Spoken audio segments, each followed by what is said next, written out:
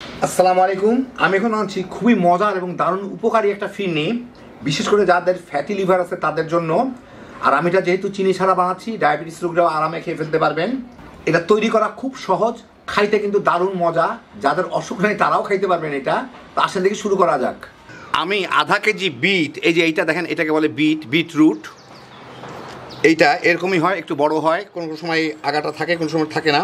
এগুলো আমি কেটে ছিলে নেব, একদম টুকটুকা লাল হয়। যে দেখেন, দেখতে যতই খারাপ হোক ছিলার পরে খুব সুন্দরই লাগে।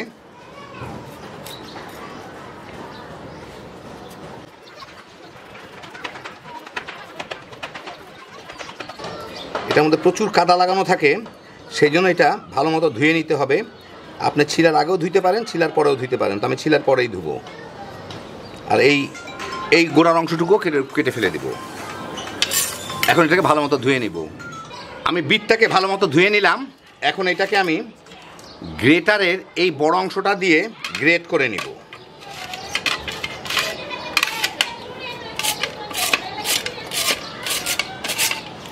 এইরকম করে গ্রেট করে নিব। আমি আধা কেজি বিট নিছি, চেঁচে মানে চোচা ফেলার পরে যা থাকে আর কি, সবগুলোকে আমি গ্রেট করে নিব। আমি এখানে 3 টেবিল চামচ কালিজিরার পোড়ার চাল নিছি। এইটাকে আমি ভালো মতো ধুয়ে অন্তত আধা ঘন্টা পানিতে ভিজা রাখবো। তারপর অল্প একটু পানি দিয়ে এটাকে ব্লেন্ড করে নিব, যতখানি মিহি করতে পারি আর কি। এটা কোনো চিনি ব্যবহার করব না, কারণ ফ্যাটি লিভারের জন্য চিনি খুব ক্ষতিকর। আর যাতে ডায়াবেটিক রোগীরাও খাইতে পারেন সেজন্য। যাই হোক, আমি এখানে জিরো ক্যাল কিংবা স্টেভিয়া এই ধরনের কোনো কিছু ব্যবহার করব। এটা হচ্ছে সুক্রালোস, অথবা কেউ অ্যাসপার্টেমও ব্যবহার করতে পারেন, যে কোনো ক্যালোরি ছাড়া যেগুলো আছে। এমনকি চাইলে স্যাকারিনও ব্যবহার করতে পারেন। তো এগুলোকে আমি আমার সুবিধার্থে প্যাকেটগুলো খুলে আমি একটা বাটির মধ্যে ঢেলে নিব, যাতে আমি যখন দিব তখন যাতে ঝট করে দিয়ে দিতে পারি। তো যার যতটুকু প্রয়োজন, হয়তো 20-25 প্যাকেট লাগতে পারে, তো আমি ততটুকু খুলে নিয়ে নিব। আপনার যে ব্র্যান্ডের খান সেই ব্র্যান্ডেরটা ব্যবহার করবেন, কোনো অসুবিধা নাই। আমি এখানে 1 লিটার দুধ জাল দিয়ে নিচ্ছি। এর মধ্যে আমি 5টা এলাচি ভেঙে একটু গুঁড়া করে নিচ্ছি, ওগুলা দিয়ে দিব যাতে এলাচির ফ্লেভারটা চলে আসে। তো দুধটা বলক হওয়ার পরেও আমি 5-7 মিনিট এতে জাল দিব, যাতে ভালো মতো এলাচির ফ্লেভারটার মধ্যে চলে আসে। এই ফাঁকে আমি এটাকে পাশের চুলা রেখে এখানে বিটগুলাকে একটু ভেজে নিব। আমি চুলা একটা ফ্রাই প্যান দিয়ে এর মধ্যে 1 টেবিল চামচের মতো ঘি দেই।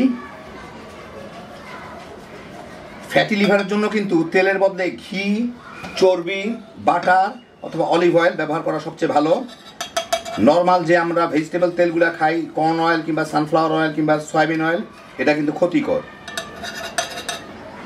সবচেয়ে ভালো হচ্ছে অলিভ অয়েল, না থাকলে ঘি, বাটার, চর্বি, এগুলা কোনোটাই খারাপ না ফ্যাটি লিভারের জন্য। যাই হোক, এটাকে আমি একটু গলায় নেই।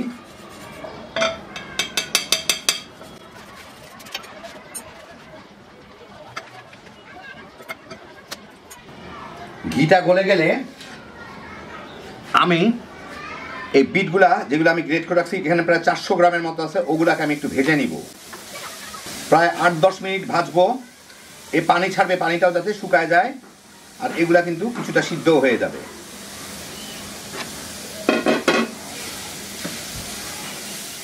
6-7 মিনিট ভাজলাম। এই যে দেখেন, এইগুলা একদম প্রায় পানি টানি শুকায় বেশ অর্ধেকের মতো হয়ে গেছে। এখন আমি এটাকে পাশের চুলায় রেখে এই চুলায় দুধটাকে এনে বাকি কাজটুকু করব, বাকি রান্নাটুকু করব। দুধটা বেশ 7-8 মিনিট জাল দিয়ে নিলাম বলক ওঠার পরে। এখন এর মধ্যে আমি এই যে চালটুকু ভিজায় রাখছিলাম, রেখে ব্লেন্ড করে নিয়েছি একটু পানি দিয়ে, ওটা দিয়ে দিব ভালো মতো একটু গুলায়। নাড়তে দিয়ে দিই যাতে জমে না যায় তলায় কোথাও। তার মধ্যে এখানে কিছু রয়ে গেছে, একটু দুধ দিয়ে গোলায় দিয়ে দিই। একটু খুদের মতো দানা দানা থাকে, কোনো অসুবিধা নাই। সবটুকু দিয়ে দিলাম। এখন এটাকে একটু নাড়ার উপরে রাখবো, রেখে কয়েক মিনিট জাল দিব, তাহলে এটা বেশ ঘন হয়ে যাবে। আর ছোট ছোট যে চালের টুকরাগুলো আছে খুদের মতো, এর মধ্যে যদি থেকে থাকে, ওগুলাও সিদ্ধ হয়ে যাবে। 5-6 মিনিট গাছ দিয়ে দুধটা বেশ কিছুটা ঘন হয়ে গেছে। এই যে দেখেন, আবার মোটামুটিভাবে দানা দানা যেগুলা খুদের মতো ছিল ওইগুলোও সিদ্ধ হয়ে গেছে। এর মধ্যে আমি পছন্দ মতো বাদাম দিয়ে দিব।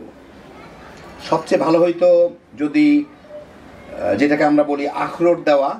আখরোট আমার কাছে নাই, আমি নর্মাল কাজু বাদাম আর কাঠবাদাম দিলাম আর পেস্তা বাদাম, একটু জাল দিয়ে নিয়ে এটাকে, আর একটু ঘন হয়ে নিই। 5-6 মিনিট আরও জাল দিয়ে দুধটা বেশ ঘন হয়ে গেছে, অনেকখানি কমেও গেছে, আশেপাশে এগুলো লাগলে একটু ছড়া দিব। যাই হোক, এখন আমি এর মধ্যে দিয়ে দিব, জালটা কমাই দিতে উতলে পড়ে না যায়, এই যে ভেজে রাখা বিটগুলা।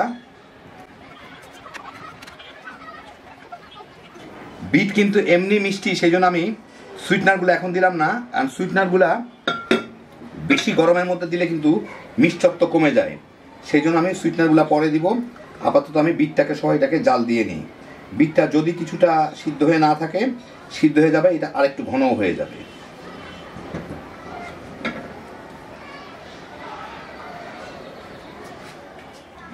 তিন 4 মিনিট জাল দিয়ে আমি এর মধ্যে, দেখেন বেশ ঘন হয়ে গেছে, এর মধ্যে একটু কেওড়া জল দিব, 1 চা চামচের মতো দিলাম, দিয়ে এটাকে মিশায় মিনিট খানেক জাল দিব। 1 মিনিটের মতো জাল দিলাম, আমি চুলাটাকে বন্ধ করে দিই। এখন আমি এর মধ্যে যে সুইটনারগুলো আমি খুলে রাখছি ওগুলা দিব। ওগুলো আমি গরম অবস্থায় দিয়ে জাল দিলাম না, জাল দিলে কিন্তু এটা মিষ্টত্ব হারায় ফেলে, কারণ এটা অনেক ঘন হয়ে গেলে এটার তাপমাত্রা অনেক বেড়ে যায়। এখন আমার পছন্দ মতো সুইটনার এইভাবে সুন্দর করে এর সাথে মিলাই নেব। আমি 20 প্যাকেটের মতো খুলে রাখছি, এখন দেখি কতটুকু যায় এর মধ্যে। মিশায় আমি খেয়ে দেখবো, আমার পছন্দ মতো মিষ্টি হইলে হয়ে গেল। অর্ধেকের মতো দিলাম, হবে না, বাকিটুকু কিছুটা দিয়ে নিই।